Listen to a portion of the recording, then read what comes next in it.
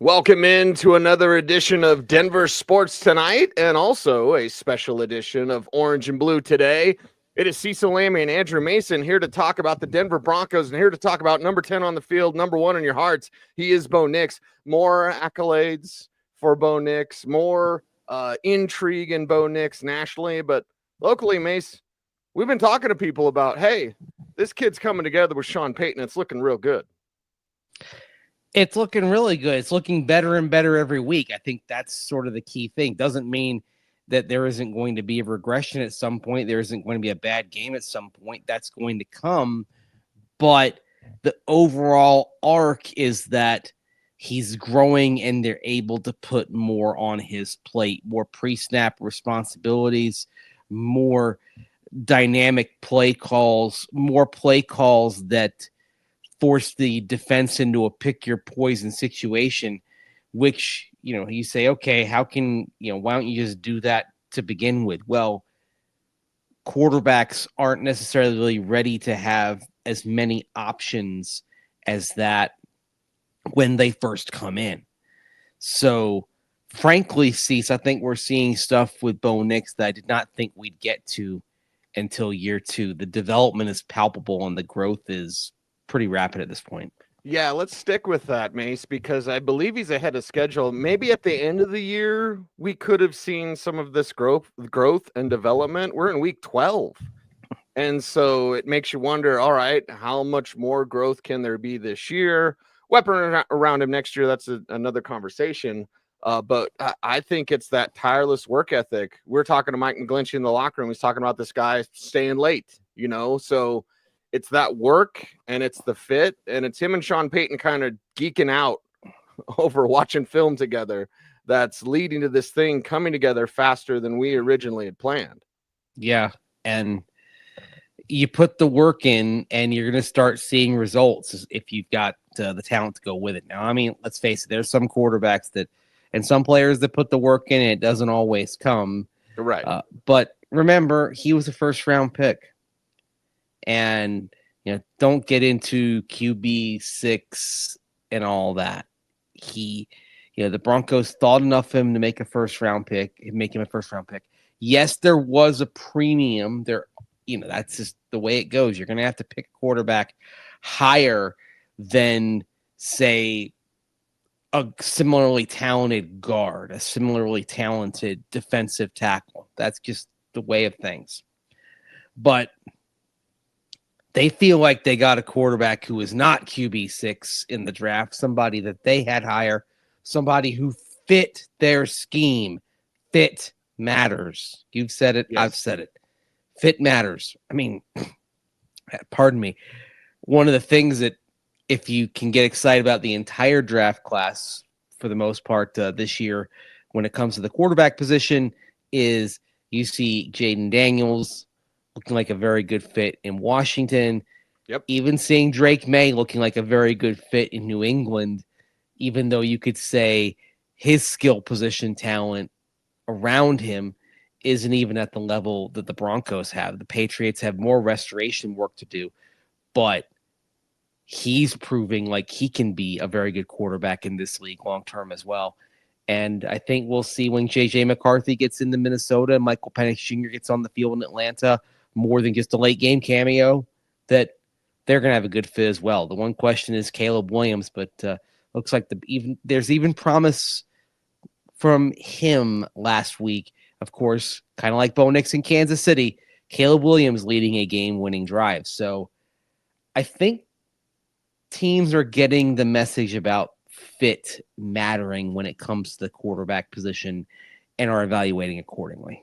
Yeah, evaluating accordingly and then watching the growth. It's something Joe Lombardi said this week at the podium, talking about Bo Nix and the growth that they've seen from a coaching staff. Here's what Coach Lombardi had to say.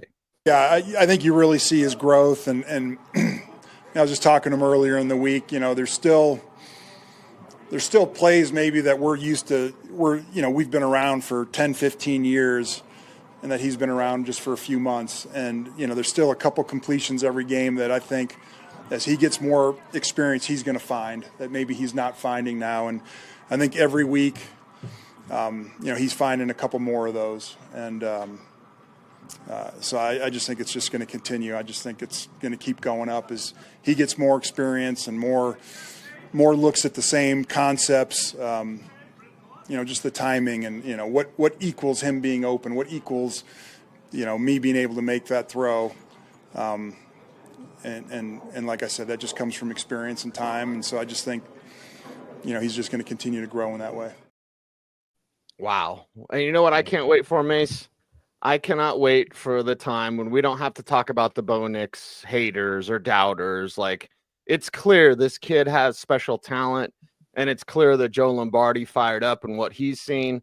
And we know Sean Payton loves what he's seen as well. So I want to put that behind us someday. We still bring it up, and maybe it's our fault, Mace, but like, I don't need to talk to the Bo Nix haters. If you can't see that Bo Nix can play, you're just not watching. Well, I mean, I think they're going to continue to be out there because one thing that we've seen is that human nature says people have trouble letting go of their original assessment. Yep. And if they see the slightest shred that their original thoughts are correct, they're going to cling to it. It's going to be like the piece of wood from the Titanic. I was thinking the same thing. Jack! You're going to hold. Yeah.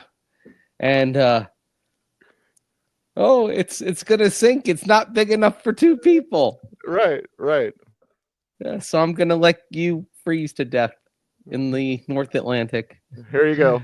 Yeah, but hey, you cling to that. It's if there's one thing that I see in common with a lot of the media discourse that is trying to bring down Bo Nix. I mean, I think I saw like some ESPN grades and or somewhere, and it was like A for Caleb Williams, A for Drake May, Bo Nix, B-. And it's like, okay, what are you watching here?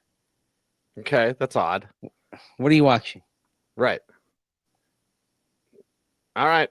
You're looking for something to confirm your bias. And, it's early. I mean, we're sitting here in week 12, so the book isn't written. It's being penned as we speak. But it's okay to let go of what you originally thought. I mean, there have been some things from Bo Nix that have surprised even me. I mean, you and I we did that show coming out of rookie minicamp, and we were trying to contain our enthusiasm, and I did not want to go crazy over a rookie minicamp practice. Sure. I was simply comparing where he was and what he was doing conceptually to other rookie quarterbacks I had seen at the same point coming through Denver, and I thought Bo Nix was better. And so if he was better at that point, and he's rising from a higher floor, shouldn't he be hitting markers sooner than the other rookie quarterbacks that we've seen come through here? So far, we've seen that be the case. I'm really glad that you and I, back in weeks 1 and 2, didn't take shots the way a lot of people did. Right. And I'm also glad that while we're sitting here saying the progress has been there, and certainly there's a lot to like, and you should be positive about Bo Nix, that we're realistic that there's going to be a bump coming down the road. And that's okay. I mean, sure. It's what we've seen from Bo Nix so far that's also really encouraging is a capacity to learn and grow. And as Joe Lombardi has said a couple of times, not necessarily that he doesn't make the same mistake twice. He did say that once, and he kind of walked it back a little bit. But that when he makes a mistake, it's fixed. Like he finds a way to get past that, to learn from that, and become a better quarterback from it. So I'd say even if Bo Nix has a bad game, I think it's going to be a net positive in the end because he's going to make the corrections. He's going to grow from that and be a better quarterback as a result of it. Yeah, and we can go back to his meme throw of overthrowing Lucas Kroll and underthrowing Troy Franklin. He's learned from that. His mechanics have been much better since that throw, Mace. And how are you going to learn if you don't fail? I want him to learn more. So when the failures happen, we're not going to lose our mind, just like we did in week 2. And we're not getting over our skis with Bo. but he's gotten the ability and the potential, dirty, filthy word I know, to be a top 12 quarterback in this league one day, like Jared Goff. Mm-hmm. Top 12, I think, is probably what you're looking at because, again, I'm not sure we see him in that elite of the elite class. I mean, there might be a great individual season in there, kind of like Matt Ryan being league MVP in 2016 when everything comes together in terms of team, scheme, coaching, etc. But it wasn't something we saw on a multi-year basis. That's the type of thing I think we see from Bo Nix, that maybe there's like one or two singularly great seasons down the line, but he settles in that, you said Jared Goff, that's a good example. He settles in that Matt Ryan, Derek Carr type of level that they've been at, to where there's no question they're a starter in this league. There's no question that those guys are quarterbacks that if you've got the right situation around them, you can win with. But it's going to be incumbent upon the right situation. That involves coaching and talent around the quarterback, which is why it'll get real interesting down the line if Bo Nix continues to succeed and you decide to give him a long-term contract, what your team construction around him looks like when he's reaching some bigger numbers contractually. But that's a conversation I really hope we're having 5 years from now, because that means Bo Nix did enough to earn that contract, and there have been some very happy days in Broncos country. Yeah, and Broncos country on track. I think maybe the one most, I don't want to say shocking, that's hyperbolic, Mace, but one of the things that I believe you and I have enjoyed the most after studying Bo Nix extensively from the Senior Bowl till now is his work against the blitz. Like most rookie quarterbacks, you got them. You just send extra people. They didn't see it coming, and you got them. And Mike McGlinchey talked about Nix against the blitz. Let's play that for everyone out there, and then let's talk about how Bo's been so good, especially for a rookie, against the blitz. Well, we spent a lot of time on the third down looks, and we spent a lot of time, game planning those things together. And I think we have a great protection plan each week. I think Streif and King do a great job with how we handle those pressures, and Bo understanding where he needs to look to be hot, or where his problems are with the protection scheme. We have a lot of smart people working all the time to figure out those kinds of things, and we've been doing a good job with that, and we got to keep going. Got to keep going. Worth the work and the protection, and with the young quarterback not getting sacked a whole lot, and Mace not getting rattled when they send extra pressure. Yeah, and also the fact that it's very much a village. It takes a village to make this work. It's people who are working on studying the film, studying the tendencies, and then it's the team as a whole working on that third down big thing on Thursday. So when they work on their Thursday practices, they're throwing a lot of blitz looks in there as well. I mean, that's something I know Lucas Kroll alluded to the same thing, how much work they do in those situations to get it right against the blitz. One of the things that is making this operation work is the Broncos putting Bo Nix on the practice field in a lot of scenarios that are higher pressure situations, throwing the blitz at him to get him to react better. Also, we saw this in training camp, a lot of 2-minute stuff. And what do we see? So far, a majority of the games, Cease, the Broncos have gotten points at the end of the first half in 2 minutes. It's not a coincidence. Yeah. That they're doing that. They're doing that more often than not, getting points out of those last couple of minutes of the half when they start a drive with under 4 minutes remaining in the first half. That's a product of the work they've done. They would have had some end game situations like that as well. They should have had that in Kansas City, right? Yep. Starting the game with a little under 6 minutes left, driving down, doing what Sean Payton suggested, scoring a field goal slowly. Can't score a touchdown slowly, but he can do that on a field goal, and getting what should have been a win. They didn't, obviously, but it wasn't because Bo Nix didn't do his job and show that he can handle that situation exceptionally well. And these are all markers that you're encouraged by. It's one thing to do it in a normal situation, no pressure, clean pocket, not under the duress of the clock and the game situation. Bo Nix is operating well under those sorts of stresses, and that is a massively encouraging sign for his future. Well, you've got my brain sparking here, and you and I are about the only ones that can have this conversation. So I'm glad that I'm going here, and maybe I'm completely off. But when is the last time we saw a rookie quarterback develop against a great defense? Because the Broncos defense is damn good. Not 2015 great, whatever we got to say there. But I just go back and I think of, when we had to see a young Russell Wilson against the Legion of Boom, right, in Seattle. If I think of Ben Roethlisberger with the Steelers defense when he was a rookie and they went 15-1, like, it just doesn't happen that often where a young quarterback has to face that defense. Because you mentioned what they put him in, the situations they put him in, and what they do in practice. Mace, he's practicing against one of the league's best defenses, and it's not rattling him. How rare is that?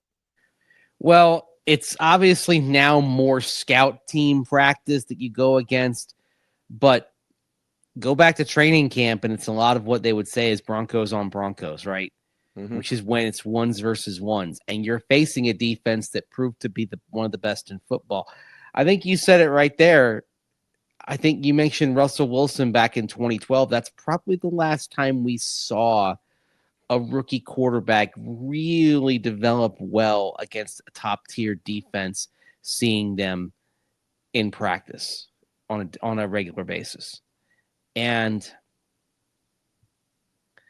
I mean, that's a comparison that may give Broncos fans the willies. I get that. But for quite a while, Russell Wilson was a really good quarterback. Mm-hmm. And even with Sean Payton last year, while the sack rate was too high and affected his overall efficiency, he wasn't a bad quarterback last year. He was on balance a mid to maybe upper mid-tier quarterback, getting paid like an elite quarterback, but also going into the mid to late 30s, and it being worth the question, is the juice worth the squeeze here in regards to the salary cap and the commitment? Right. So far, it looks like the Broncos made the right decision to eat the contract, because the other thing that we've seen is it's a different locker room that seems to be a more functional locker room this year. Yep. In part because Bo Nix is a different type of leader than Russell Wilson. And this is the other thing. You got to talk about the intangibles with Bo Nix, not just the intangibles of how quickly he's developing and how rapidly he's grasping what's thrown at him. He's hearing the instruction, he's ingesting it, and then he's applying it. Applying is the key part of it, and he does that very well.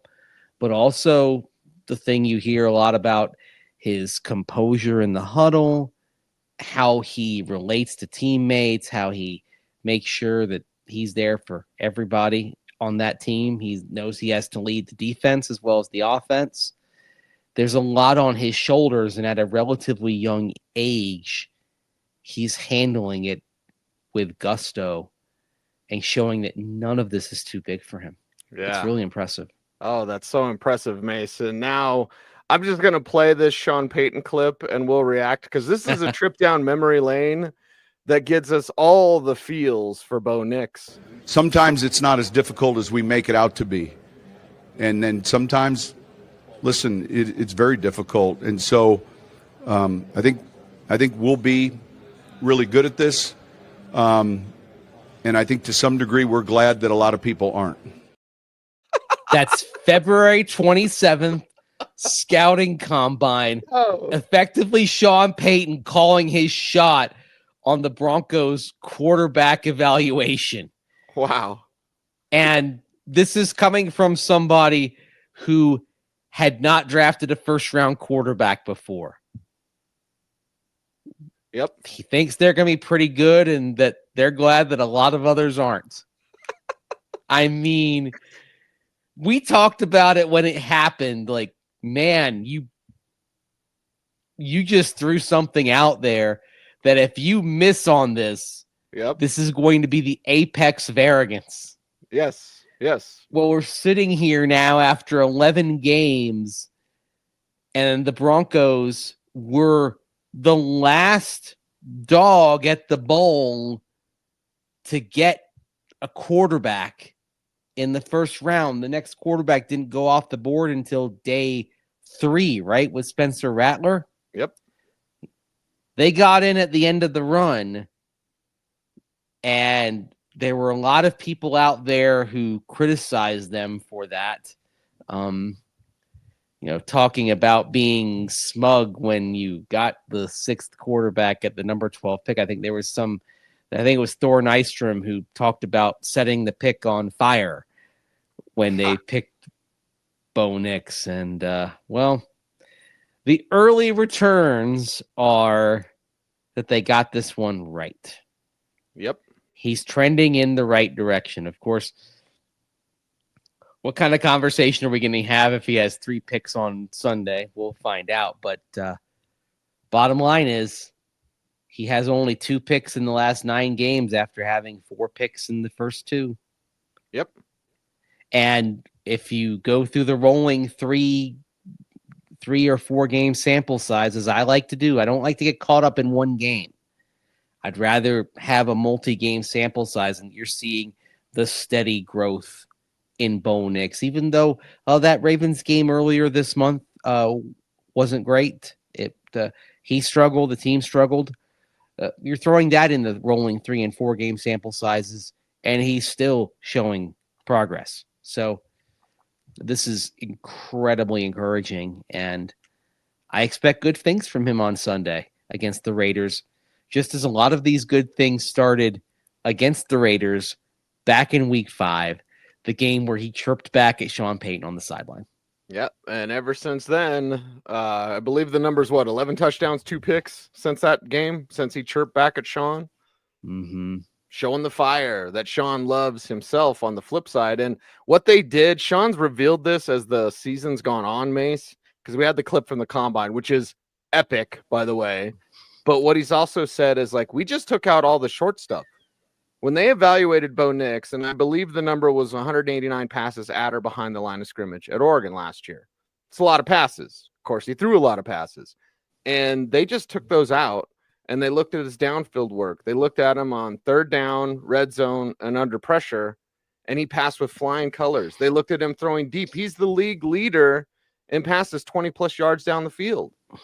These are amazing things from someone who was seen as a check down Charlie type of guy at Oregon.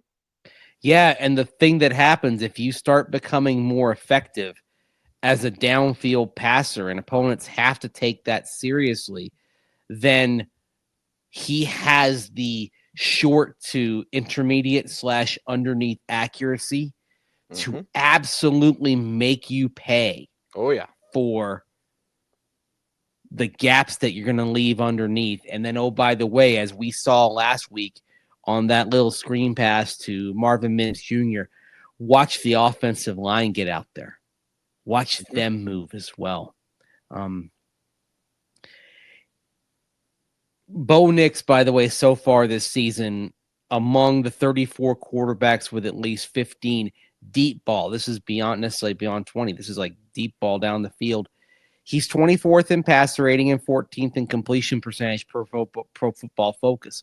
So there's room for improvement. But if someone out there tweets at me on Thursday night, oh, he's the worst deep passer in the league, and he checked down Merchant. No, he's not the worst deep passer in the league. Objectively, he's not.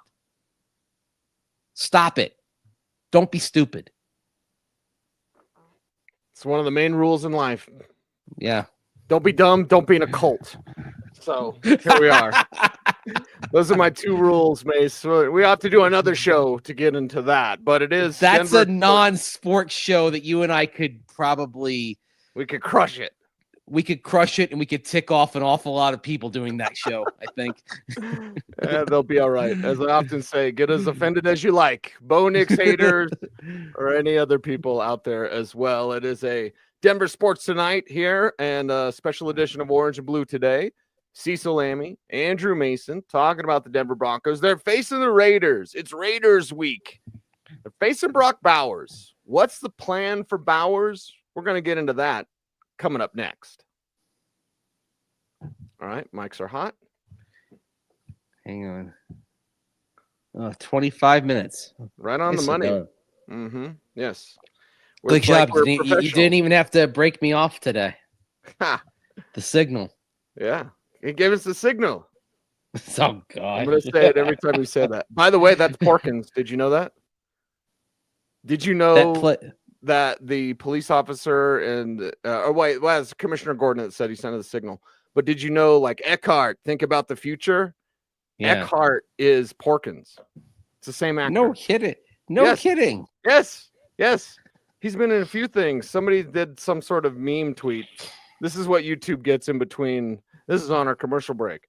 So there was a meme, and I meant to send it to you, but it was all of that actor's roles, and he's been in quite a few stuff that we know.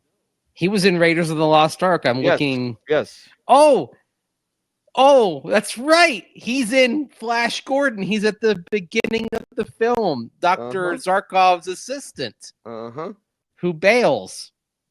Yep. There you go. What do you mean, Flash Gordon approaching? The best bad movie ever made. Oh, yeah, for sure. That or Showgirls. Anyway, let's do 7 minutes here on Brock. Give us 8 for our final segment. All right. Yeah, sure. He was even in Superman 4, The Quest for Peace. Oh my gosh. By the way, you can't see it on camera. Yeah. But I've got a Buccaneer pennant like the one that is in Clark Kent's apartment in Superman 4. There you go. Clark Kent, Buccaneer fan. I wish I could say he was a Bronco fan, but I think it makes me ask the question, okay, the Bucs were terrible back in those days. They were coming off a 2-14 season. You wonder if Clark Kent ever was tempted to get back out there, because he didn't in the movies at least. We have that scene where he's just the equipment manager at Smallville High, right? Punts the ball into oblivion. I thought that punt doesn't do anybody any good, Clark. If you're going to do it right, you gotta control it a little bit. That punt would not get him to the NFL. No. Placement would. Yes. Precision. Yes. All right, let's be precise here with 7 minutes on Brock Bowers. YouTube, you get all the extra stuff. Like, what else has Porkins been in? Anyway. Yes. All right, here we go. Yeah, he died at the age of 57, sadly, in 2005. Okay. We have VJ on Bowers, correct? Is that our only clip here? VJ on Bowers? I think it is, right? Yes. Okay. Yeah. VJ on Bowers. All right, here we go. Mike's hot. In 3, 2, 1. It is Denver Sports Tonight and a special edition of Orange and Blue today. Cecil, Lammey, Andrew Mason. Let's talk about Brock Bowers and the plan this team has for arguably the best tight end in the league already. Like, he's on pace to break the rookie tight end record for receptions and yardage and probably touchdowns too, Mace. Brock Bowers is dangerous. He's a great player.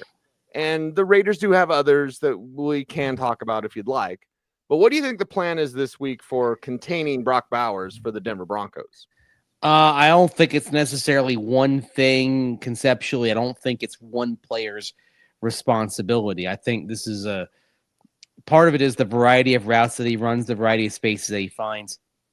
This is something where you have to lean on the collective. They're targeting him, Cease, 8.9 times per game so far this season. Of course, last week in Miami, targeting him 16 times, 13 receptions, 126 yards, and a touchdown. He's been targeted at least 10 times for the last 6 games. Starting with the Broncos game, there were stirrings in those first 4 weeks, but it was really against the Broncos where he had that 57-yard catch where he kind of, almost kind of bodied up and got PJ Locke off balance, and then took off and gave the Raiders an early punch that I think surprised a lot of onlookers in the stands.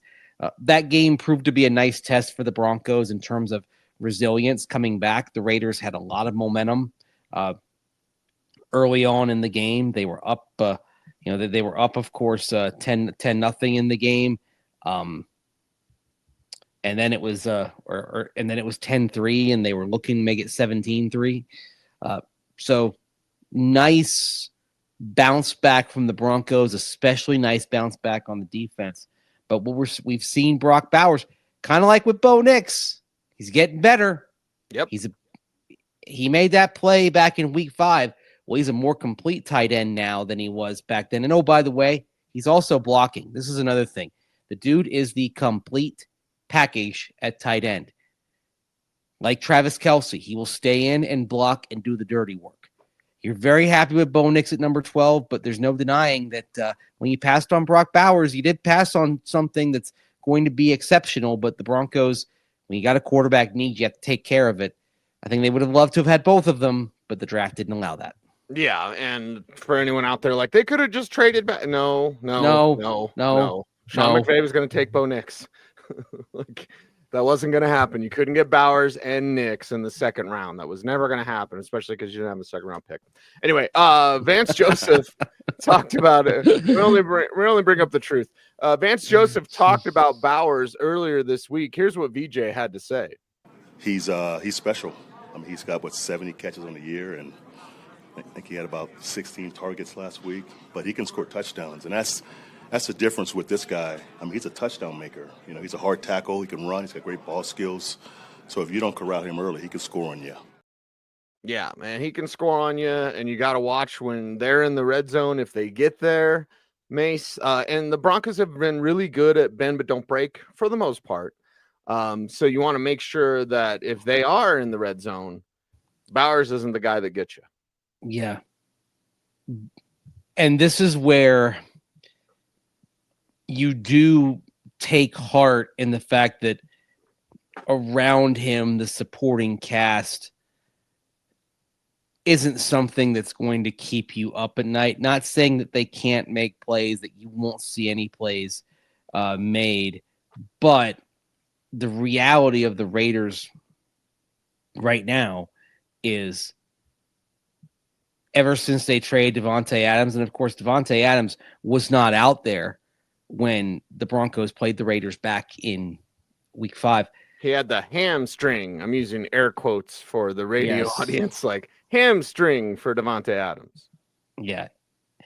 And ever since then, it's been a struggle. Now, Jacoby Myers did have a nice game against the Bengals a couple weeks back when he was over 100 yards. Sure. But you've got a Broncos cornerback complement that's at full strength here for this game. It is fair to say that you're not particularly scared. You're not staying up at night worried about everybody else the Raiders have at their disposal at wide receiver. I think the interesting thing that could happen is, and we haven't seen it yet, but we've seen, Michael Mayer returned to the lineup last week. Of course, he was a day 2 pick last year of the Raiders. He's a very good tight end, potentially. And, of course, he missed 6 games in a row, including the Bronco game. But when they figure things out about getting them both on the field, because last year this was a dude who had a very promising year, 304 yards, 2 touchdowns, coming from the tight end position. That's not bad at all, especially for a rookie. When they figure things out with the two of them on the field, then you start presenting some matchups for which most teams don't have personnel to counter. But they're not there yet. You hope they don't figure this out by Sunday.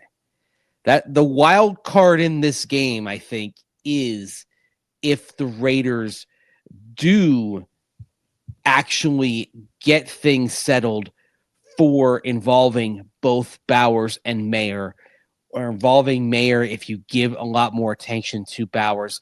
Last week, Mayer played 52% of the snaps, had 1 reception. Let's see if they can't get him the ball more if there aren't if there are gaps in coverage.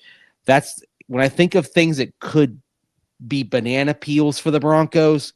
It's Las Vegas figuring out 2 tight end packages and having both Bowers and Mayer be effective, or Mayer be effective because of all the attention you're giving to Bowers. Yeah, just go at the linebackers because you're going to avoid the corners. So that means more Mayer, perhaps plenty of Brock Bowers. I'll even throw a dash for Dylan Laube, the New Hampshire kid. Please tell me how to pronounce it, because they've got injuries at the running back position. So Laube's in there. He could be one of those sneaky Kamani Vidal calls, on a wheel route. So there we go. It is.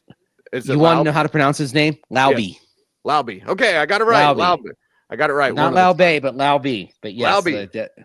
Laube. Watch out for that kid this week to make sure he doesn't get you in this contest. It is Denver Sports Tonight, also a special edition of Orange and Blue today. Cecil, Lammey, Andrew Mason, and we're going to go Jim Mora on you. Yes, playoffs? I just hope we can win a game. That's the best part of that quote. I just hope we can win a game. Well, we'll talk about the Broncos winning more games and perhaps going to the playoffs. What do they think about that? We'll hear from them next. All right. Laube. Huh? I should have gotten that comment ready. Laube. All right. No, the playoff comment. I should have. Should I have that one ready? Yeah. Ready. Yeah. Let's see. I don't know. All I know is we threw 4 interceptions and fumbled once. 1 interception they returned for a touchdown. 3 others were in our end of the field where they scored points. That's all I know. I mean, he was mad before. That's inexcusable. Inexcusable. Diddly poo.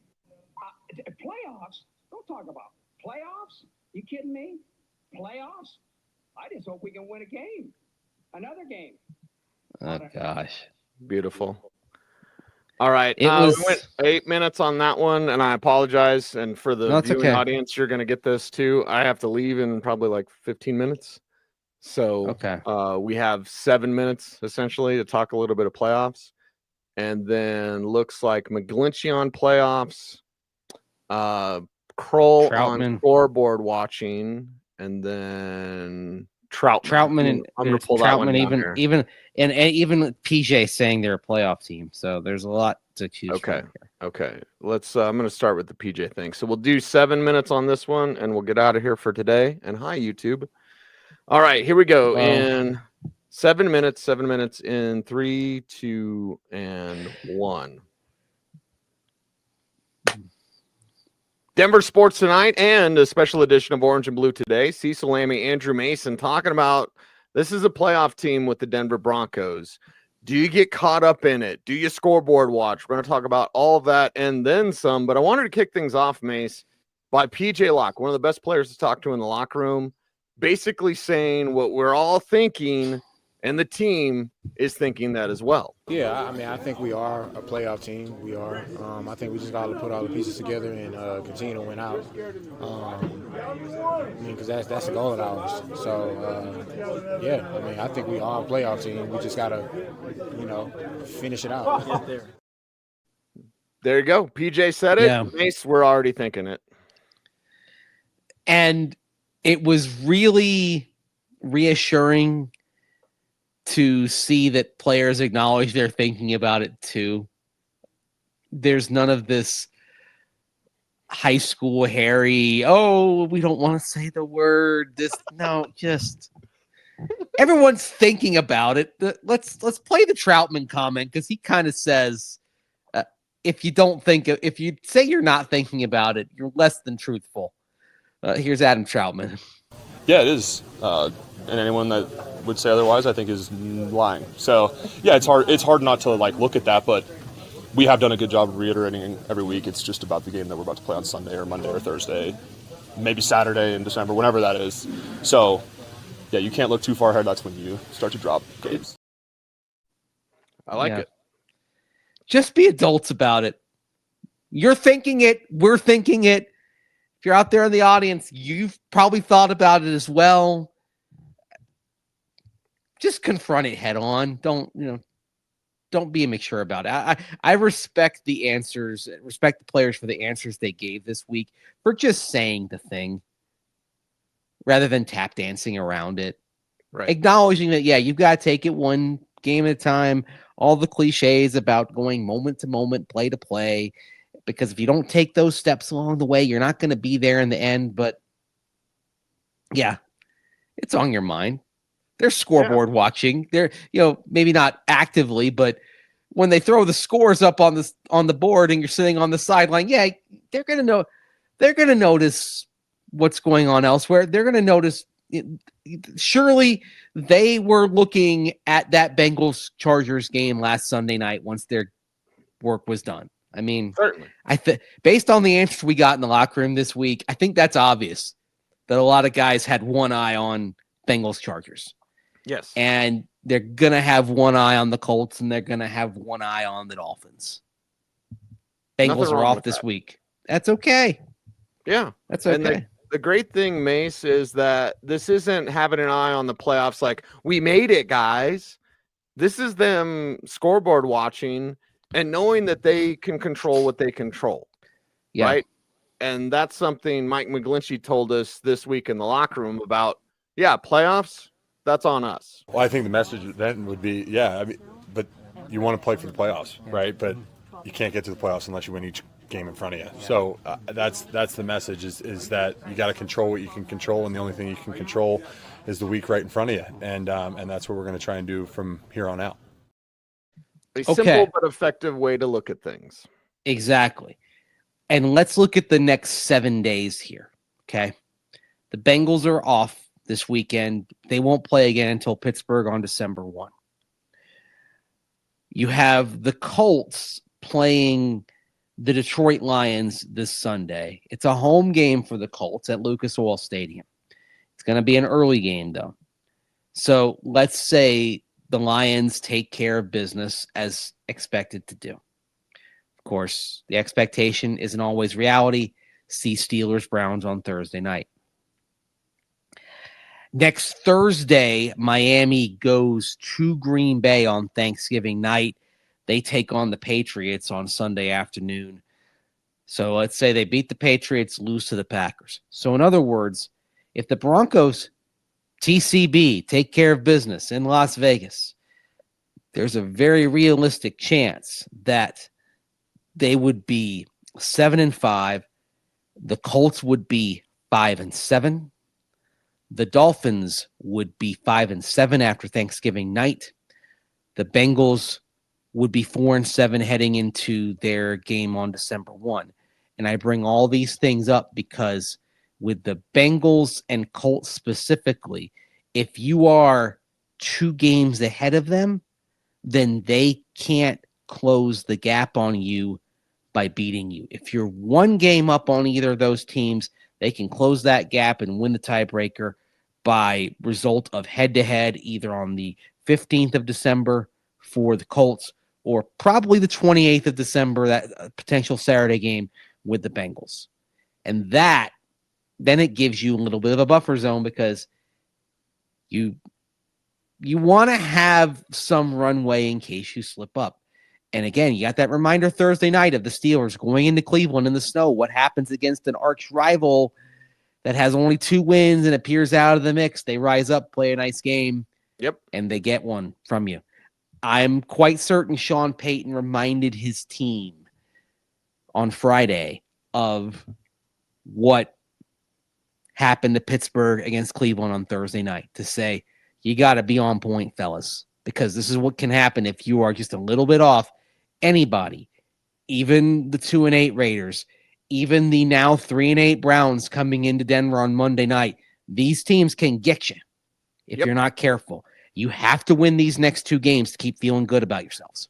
Yep. You keep it on point and you stay focused with what you do. Mace, enjoy Las Vegas. We'll have all the best coverage, of course, denversports.com and on all the socials. Make sure to check us out there. But make sure to check out Orange Blue Today on YouTube. You're listening to us on The Fan right now. Check us out on YouTube. We have a 7-day-a-week show about the Broncos during the regular season. You want some of that? I think you do. Mace, let's give them a taste of what we do here on YouTube. How do you help us out on YouTube? Like, comment, share, subscribe, and hit that notification bell so that you never miss a a vid. That's right. You hear that Ronnie James Dio on the radio. Thank you to Dante, the man in the box. He's Andrew Mason. I'm Cecil Lammey saying thanks for listening. Stay tuned. And would you please stay frosty?